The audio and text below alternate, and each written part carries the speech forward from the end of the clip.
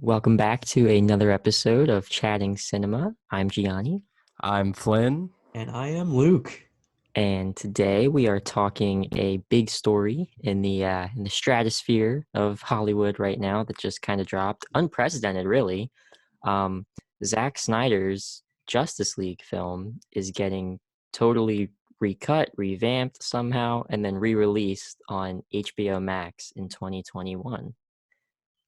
Wait, when did this come out? 2016? You would think, right? It was Justice League was 2018. No way. Wow. Yeah, Oh I my looked it God. up. I looked it up That's because I crazy. had to remember because BVS came out in 2016. Okay. 2016. Yeah, Yeah. Wow. Wow. because it competed with Civil Civil You War War. know, somewhat. the DC universe, cinematic universe is such a blur to me because I've really only enjoyed Wonder Woman and Birds of Prey, and Mhm. I've seen all of them except for Justice League and Aquaman. So me talking about this is funny because I haven't even actually seen the regular Justice League.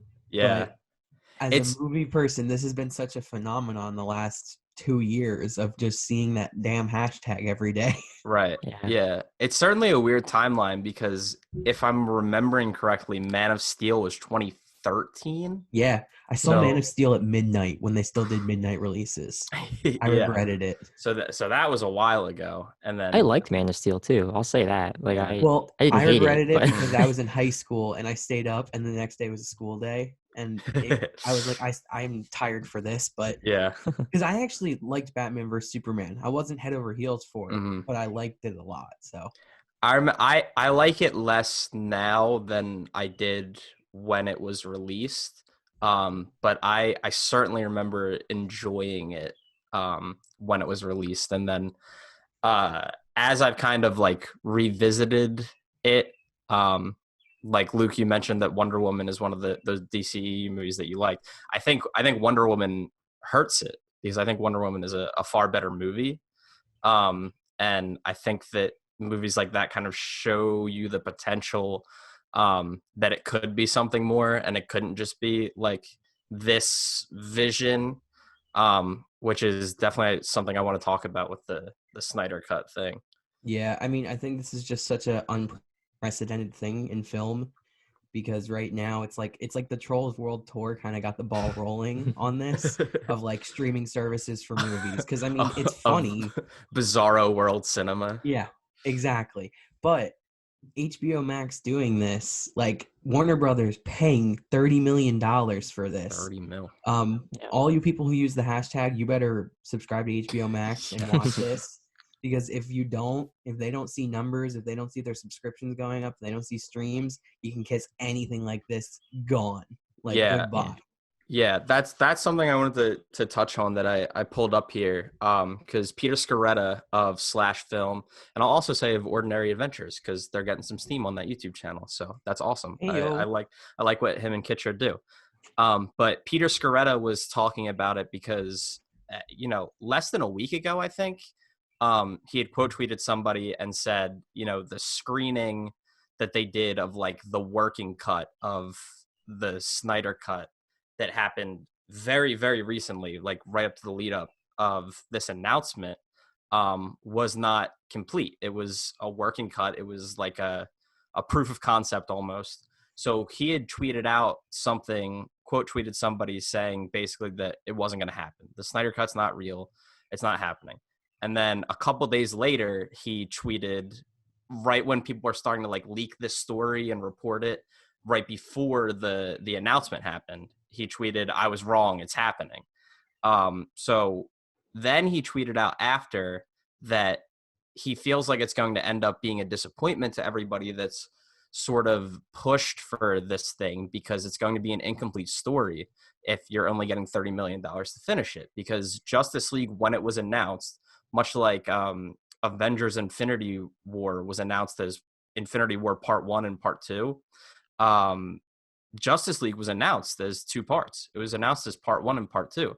So even if you're doing a mini series and it's 4, 5, 6 hours, what have you, it's only going to be part of the story. That you can't finish a movie and add on a conclusion to whatever story you want to do, for $20 to $30 million in the space of a movie like this. It just can't happen. So somebody responded to Peter and said, well, how do you know that HBO Max isn't going to invest more if this does really well? Which to I think is a continue valid that story. point. Sure, but this is what I wanted to bring up, Yeah. because Peter said, in his opinion, and he's worked at Slash Film for years. He's an insider. He knows this kind of thing.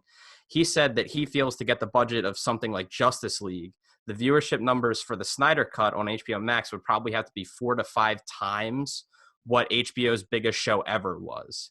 So he said it's not impossible, but is that likely for it to get those kinds of numbers? I certainly don't think so. I don't think that's likely at all for it to get that kind of streaming interest. I would never count it out, because if 100%. it works out and it's like a somewhat success, I could see Warner Brothers, DC, HBO kind of all pairing in and maybe getting the actors to do like 2 more episodes or something to wrap up the story. But I think that right now, just the initial announcement is such a shock of how they're doing it, where it's going to be episodic, because honestly, that's how comic books are. Comic books are broken up like that. I mean, you buy one issue for $3 or $4 and it's like 20, 30 pages. Right. So I think kind of breaking it up that way will be interesting, just to see if it works, like, because this is a movie we're talking about. Like they're taking a movie that already exists and breaking it up into this episode format, kind of like what Tarantino did for Hateful Eight on Netflix, which a lot of people liked. I actually haven't watched it yet, and because of this was reminded about it, so I might do that soon. But I think that DC is just such in a weird spot with their movies right now. One of my all-time favorite movie YouTubers, which you both know him as well, Dan Merle of Screen Junkies. He has his own channel. He put up a really great video where he basically was like, I'm going to eat my words for 12 minutes. And he said, I've been wrong. And he was like, I've been wrong about a lot of things. But the one thing he was like, I was right about, because he was, and Flynn alluded to this, it did not exist. It is now happening. For the last 2 years, it wasn't sitting in a vault at Warner Brothers and they were just taunting you, not releasing it. Just sitting there we have Zack's movie and it will not be released because we don't want to. No, it's happening now. And I think that the people who wanted it should be happy. They shouldn't be rubbing it in people's faces we told you the Snyder Cut was real. No, be happy that you're getting what you wanted, which, again, you got by screaming on Twitter for 2 years.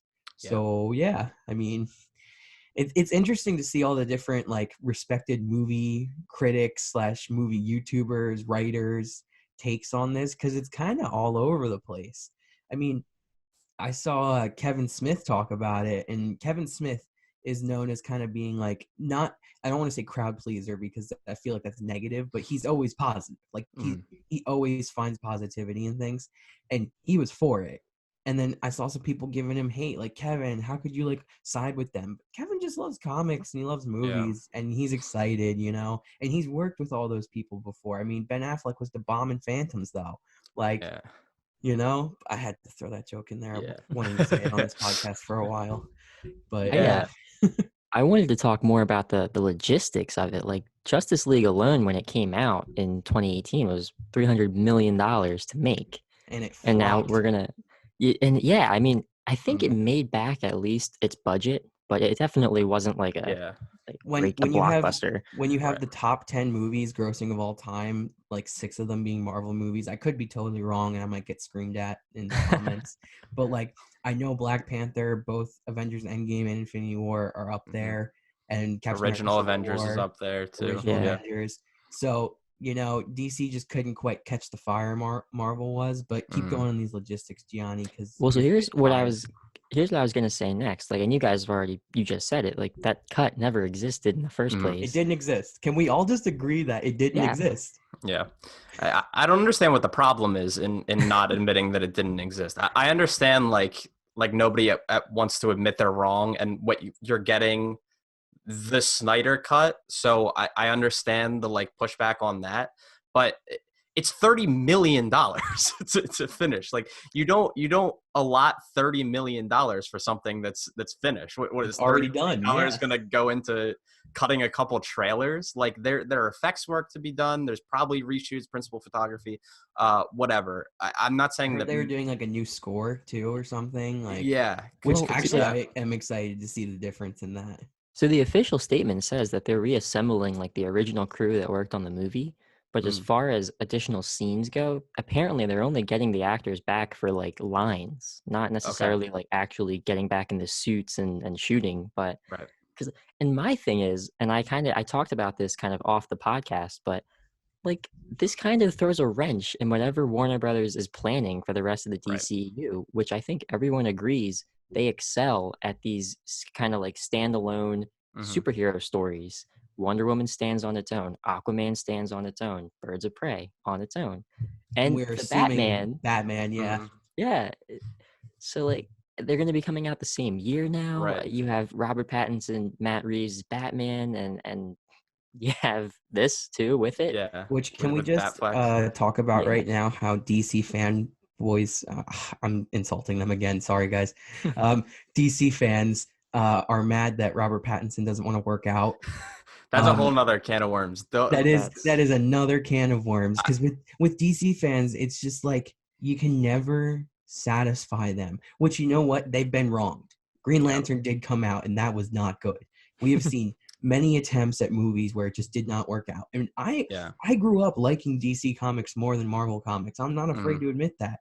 I think that, like, aside from like Spider-Man and the X-Men, like, because they were like some of my favorite Marvel guys, like DC was my thing. Like, I loved Batman, I loved Flash, I loved Green Lantern.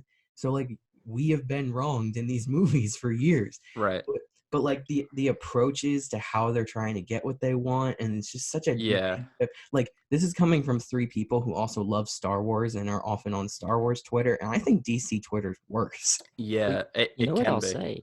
I'll say this for that Marvel DC debate. The Cosmonaut Variety Hour did a great video on Justice League when it came out, and it's kind of about how like all of these different opinions that we have now, like what you were saying, Luke, and I totally agree with you. I probably grew up on the side of DC. Like I love Batman, Superman, Green Justice Lantern League was my animated favorite series, superhero. Yeah, The exactly. Arkham games, especially for me. Arkham games too. Yeah.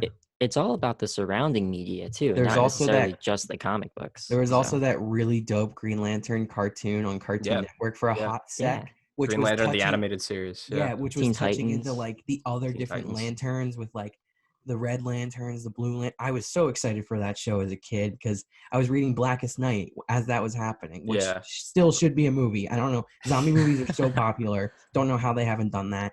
But yeah, no, I think that this is just such a weird time to be in, because we're already in quarantine. We're already just sitting in our house doing nothing. And then here goes Twitter just being like, yo, the Snyder Cut's happening. Yeah, Warner Brothers and HBO set off a bomb, like They did. like a 50 megaton bomb when they announced that. It was all anybody in this media space was talking about. I want to just real quick bring back the Robert Pattinson thing. John Campea, you're a fool. Robert Meyer Burnett was your co-host in that segment, and you could tell how uncomfortable he was, not to mention anybody who watched that clip. Please, for the love of God, never talk about that again. That's all I wanted to get, because John Campea bothered me so much with that clip. But this is not about John Campea or Robert Pattinson. So to bring back what Gianni was saying about DC sort of excelling in these more standalone series, one movie that you didn't even mention that I am not a fan of but still excelled was Joker.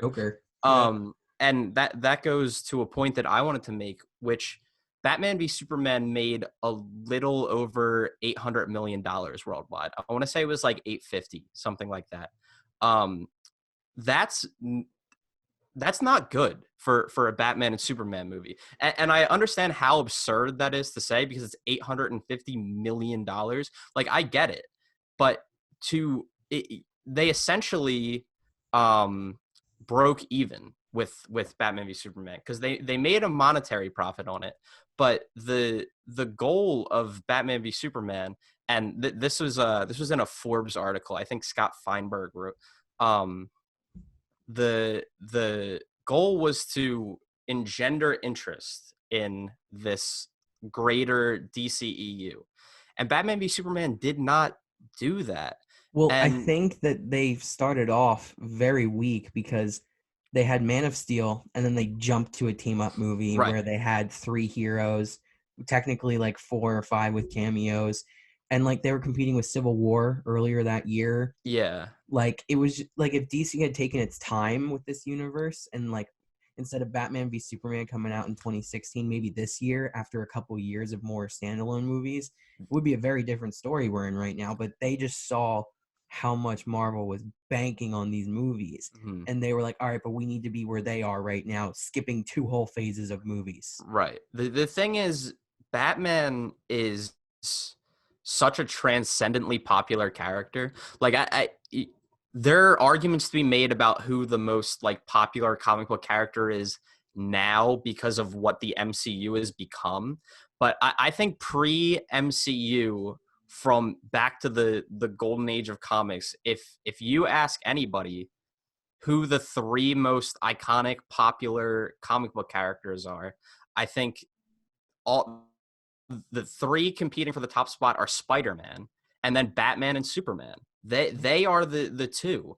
And so to have a movie with Batman and Superman together only make around $850 million is a colossal failure, story-wise, marketing-wise, aesthetically. Like there's nothing that you can say. It didn't have any interest for Justice League. And I think that what Gianni was saying about these standalone movies excelling proves that point so perfectly. How does an Aquaman standalone movie make more than the movie with Batman and Superman in it? That's not something that should happen, but James Wan understands how to make a movie in a way that Zack Snyder doesn't. And this is not this. The purpose of this is not to attack Zack Snyder. I think Zack Snyder seems like a good dude. We have a fundamental disagreement on how to view these characters. I have a fundamental disagreement with Zack Snyder. I think he has plenty of comic book knowledge. I would never dispute that. I think we just interpret them differently. But we got our chance to see if people were interested in the Zack Snyder version of this universe with Batman v Superman, and they weren't. So to speak to the new things that we're getting, I want Matt Reeves the Batman, and no offense to Henry Cavill, but I want a different take on Superman. And that doesn't necessarily need to include a new actor, because I think that Henry, given the right material, would be a really good Superman. But the time that we're in right now, the period of history, I think people are really down, and they could really use the tried and true heart of gold Superman. I'm a big fan of the Doomsday Clock comic series because I love Watchmen, and they put Watchmen, spoilers for Doomsday Clock, I'm sorry. Um, they put the Watchmen in the greater DC universe, and basically the conclusion they come to at the end, that Dr. Manhattan comes to, is that Superman is the center of the DC universe. Everything begins and ends with Superman, and that's because he's the best of us. He's the best of all of us, and that's what he's supposed to be. And he's an alien, and he can be that. He can be better than humanity is, and he can be an ideal that humanity looks to. And I don't think that's what we're getting in the Snyderverse, and it's something I want to see. And I think that with, again, going back to this thing where Aquaman made more than Batman v Superman, how does that happen?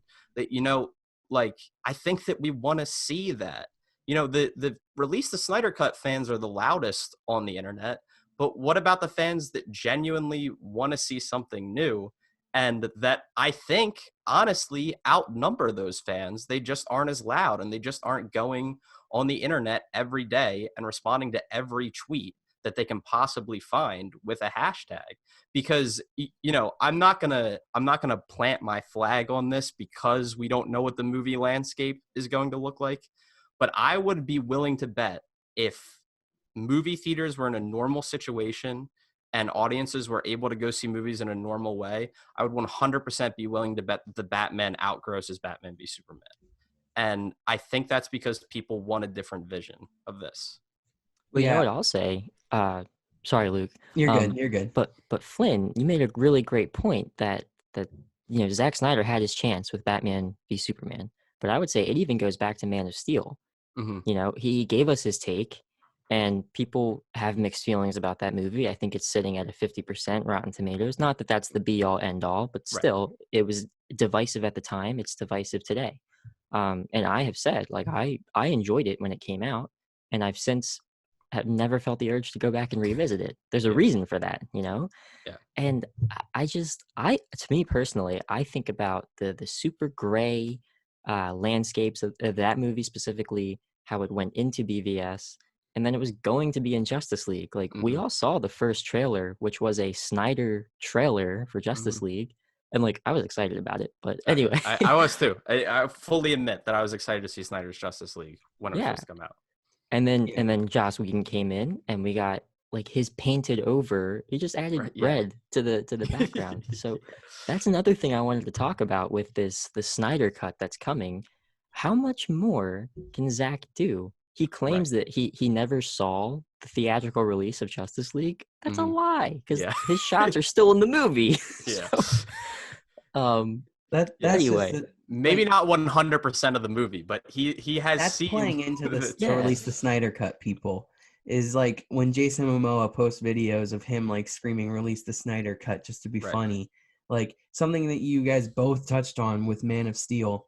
Like I agree 100%, Flynn. We need a Superman right now. We need somebody that is Superman, that is playing this character, that is giving us stories about hope and about being like the best version of yourself you possibly can be, because that's what Clark Kent struggles with the most. Is he wants to be Clark Kent, but he wants to be Superman. He goes Hmm. back and forth, and then they mix into both lives, and it's just a great character for that.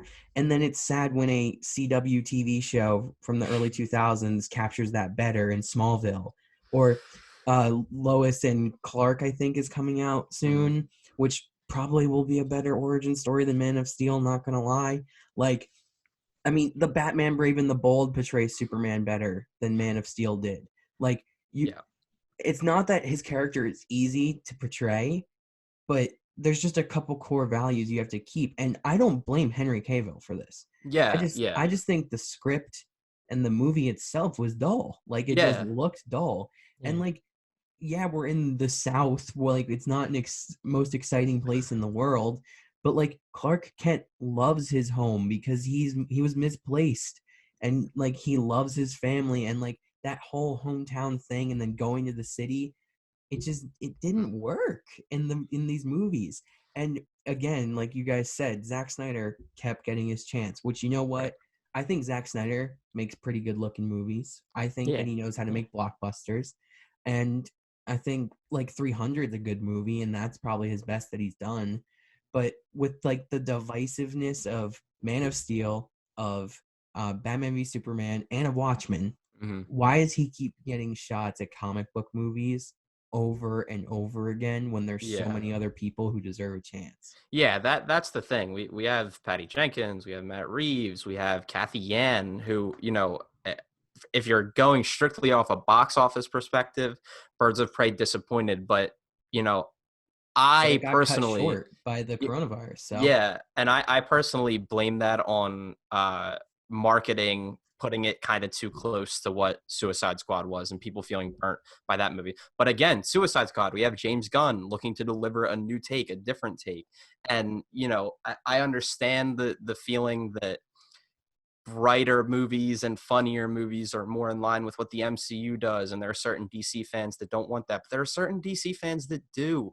And I'm sorry, like I want Matt Reeves the Batman, but I'm not going to go and find every film journalist I possibly can, and every critic I possibly can, and every studio executive I possibly can, and tweet a hashtag at them every day, because most people don't do that. And I'm not trying to attack people on a personal level. I'm not, and I'm happy that they're excited for something. It's good to feel good about something. It's good to have something that you feel like you fought for happen. But what I will say is, I think that the internet, number one, has a way of amplifying the loudest voices, and maybe not the majority, because I don't think the Snyder Cut and the people that love the Snyder vision of the DC universe are the majority in any way, shape, or form.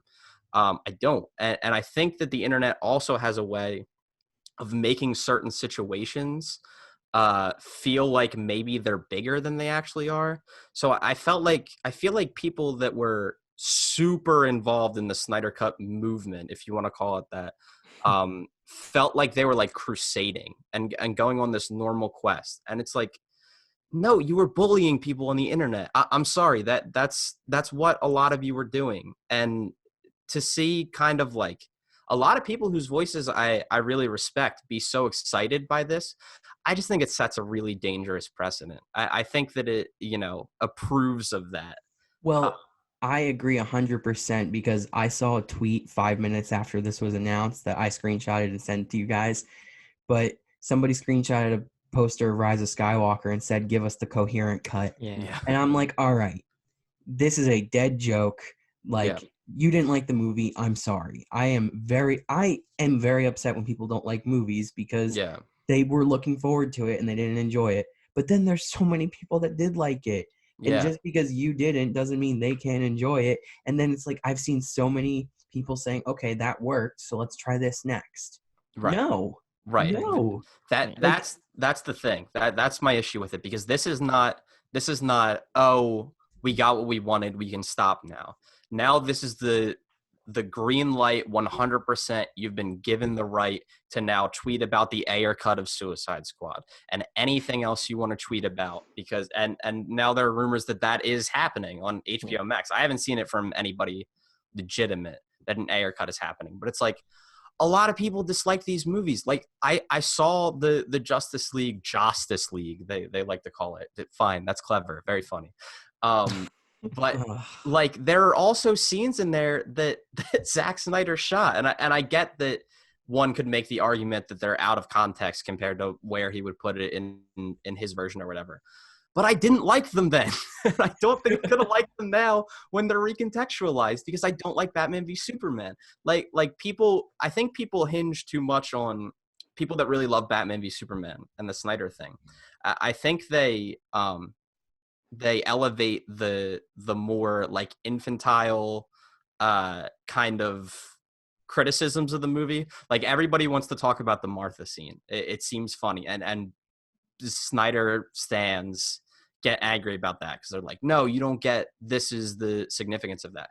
I don't care about that. I care that somebody came in and tried to make a sequel to a Superman movie that was adapting The Dark Knight Returns, that was adapting the Death of Superman arc, that was also introducing Wonder Woman, that was also introducing Lex Luthor, that was supposed to be introducing Batman to this universe, even though he's an established character in this universe. It's way too much when we didn't need it. I didn't want it. I like, imagine we get The Dark Knight Returns after we have an established Superman and an established Batman. Like that's what you want to do. You can't adapt 5 comics at the same time in the way they did that and have it work. Taking elements from different comics is a different thing. The Death of Superman is one of the best comic stories I've ever read. It is one of the best DC animated movies they've ever made. And it was one of the most rushed adaptations I've ever seen. It gets like 15 minutes in Batman v It's Superman. sprinkled in at the end. And Flynn, the thing that you said that made me laugh, but I also agree with the most, is we saw it and we don't want it. We saw Birds of Prey. We want that. We saw Wonder Woman. We want that. And some people saw Joker and they want that.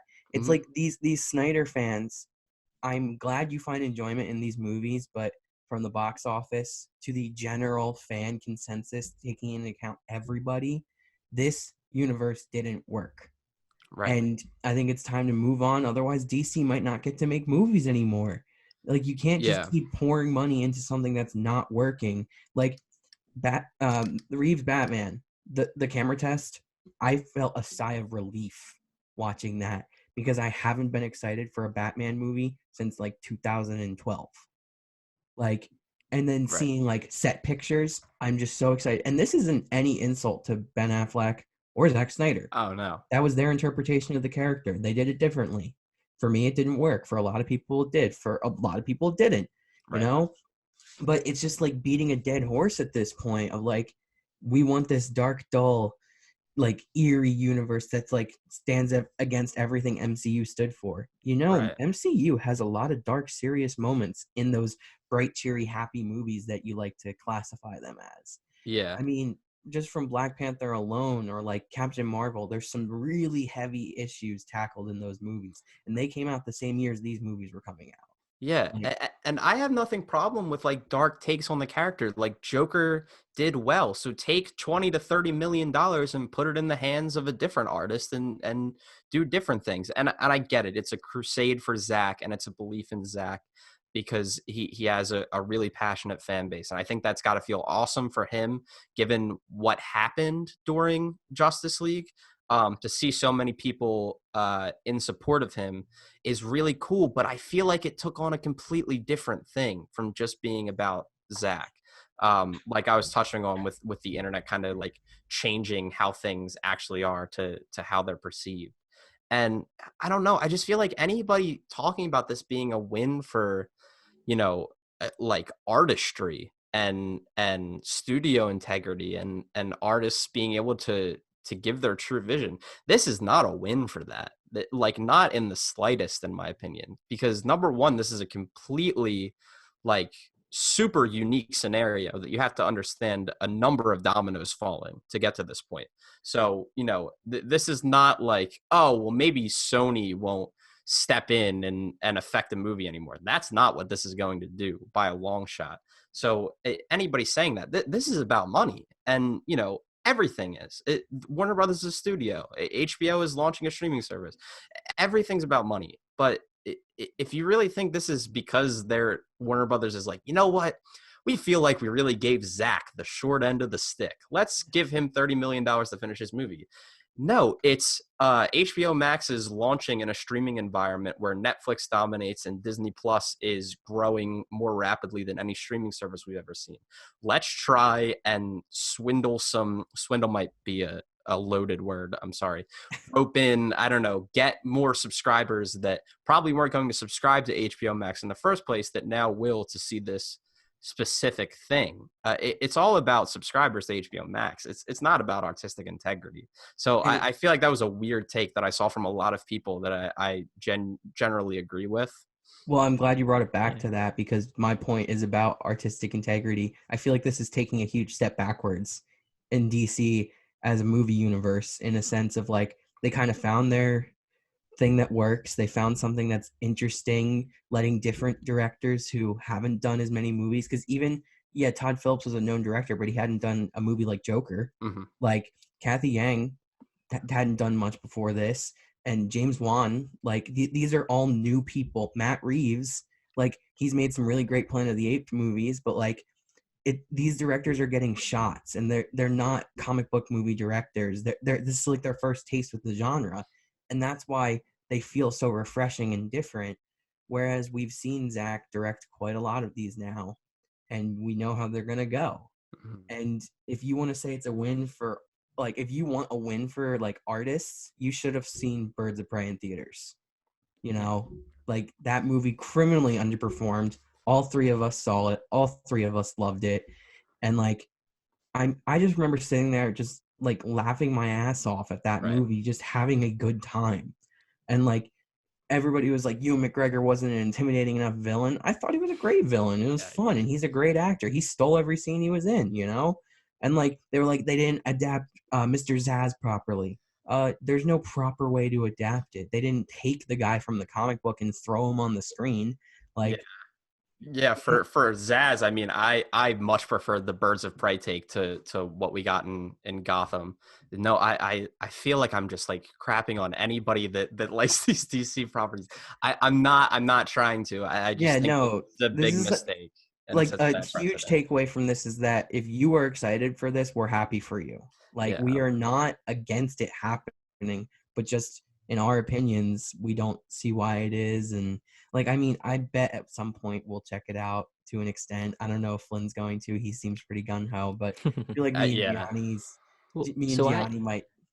Yeah, I don't mean to speak for either Luke or Flynn, but where I come down on it, and I think the core of this issue, because I think this whole thing is an issue, and I think it's going to be talked about until 2021, and then probably beyond that, after, of course, when this comes out, is that these very angry subsections of the internet that are able to make their voices heard, albeit inappropriately and insultingly, a lot of times, not just with DC, they get their way.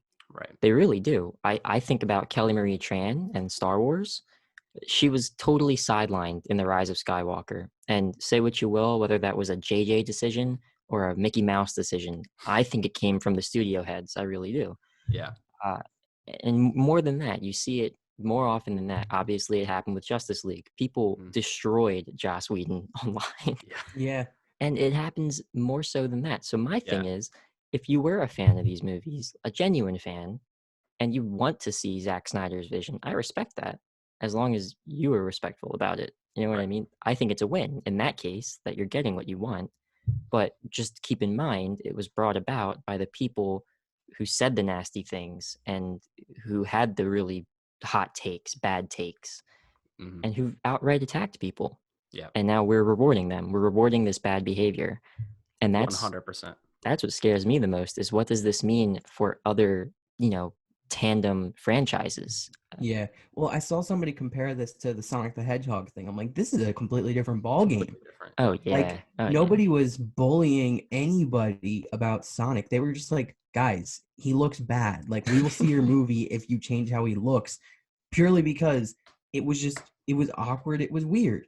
And the studio changed it. And I'm pretty sure they're pretty pleased with how that went. Yeah. Like, I think the new Sonic did really well. And if they didn't change it, I think it would have flopped. But like the way that people went about it was like, yo, this looks weird. Right. Like right. it wasn't like harassing every single studio And executive. it's a great point. It's a great point you make with Sonic, because the director of Sonic came out and said, like, I hear your concerns and we're going to make some changes. If Zack Snyder would just come out and be like, I'm glad we get to do this, but you guys should have been nicer. Like, he didn't even do that. That's, to me, you have a fan base. You should be kind of leading that fan base in a way that would reflect well on you too. So Right. Yeah, I feel like it's an encouragement for people to act like that. I think you're 100% right, Gianni. And a lot of people, for anybody that has a take like this, who has put that out there on the internet, like, I don't think the Snyder Cut movement went about this in the right way. Maybe it was the only way that would have allowed them to get what they want, whatever. I still don't feel like they went in the right way. They bring up, oh, well, we raised this much for charity. And that is not proving your point. That is going directly against your point, because the reason they had to raise money for charity was everybody was like, what is wrong with these guys? They are attacking us on every single post they can. And it's not a bad thing they raise money for charity. That's awesome. And that reflects greatly on the movement. But look at what caused you to raise that money. I don't think it came from a genuine place. I'm sorry, I don't.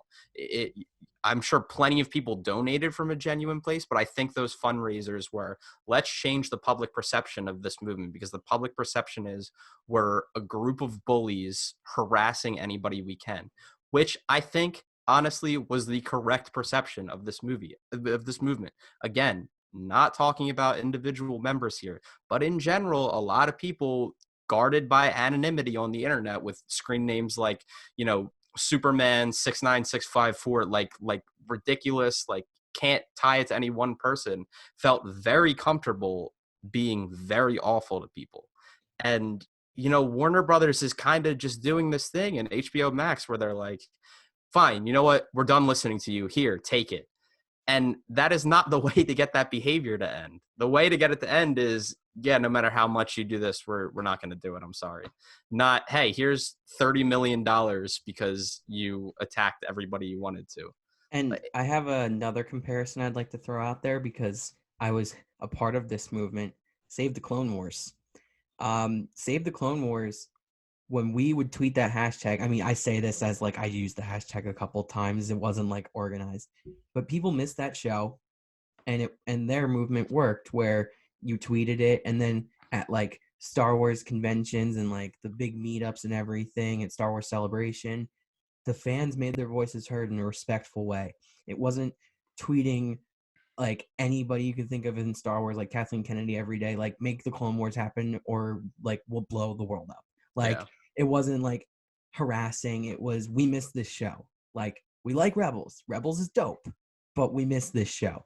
And look at, here we are in 2020. They finished the Clone Wars. You don't have to be mean to get these things. Like, the internet can be a very powerful, positive tool for stuff as well, because Sonic is a positive example. Clone Wars is a positive example. And also, don't do this every single time you don't like something in a movie or TV show, because it's Yeah. not catered to you. It's Yeah. catered to an audience. It's catered to many people at once.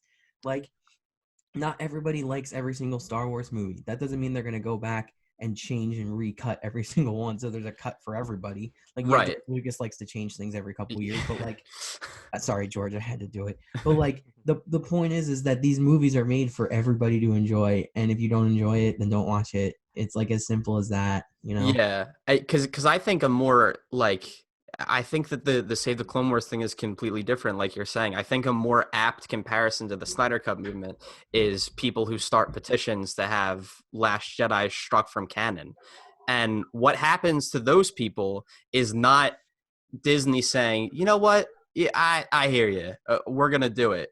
They get laughed off the internet, because that's what should happen when you're trying to be abusive and you're trying to be a bully. Do you guys know who Superman is? Like, how are you fighting for these characters when, like, would Superman do that? No.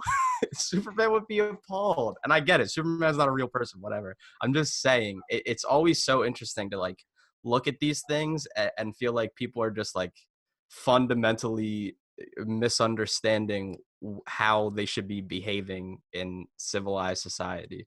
Yeah, I think going forward, it's going to be interesting seeing if any other movements pop up as powerful and loud as the Snyder Cut movement. But I think just a lesson to be learned is that just be respectful about it, be positive about it. Like the strike the Last Jedi from canon people, like, you're absolutely ridiculous. I don't even care that I'm calling them out. Like, so many people worked so hard on that movie, and it doesn't matter if you didn't like it. It's part of Star Wars canon. Get over it. Move on. But like, the fact that these movements can happen and the fact that one worked, it's not good, especially in a Yeah. quarantine when there's a lot of time on our hands to think about what else we could complain about. So Yeah, it's just a shame, because I'm just a very big proponent of, like, you know, if you like something, it sucks that they wanted to get the Snyder vision of that story told, and they weren't going to get it. And we'll see what happens now with how much we get of Justice League on HBO Max and how much of that story is left to tell.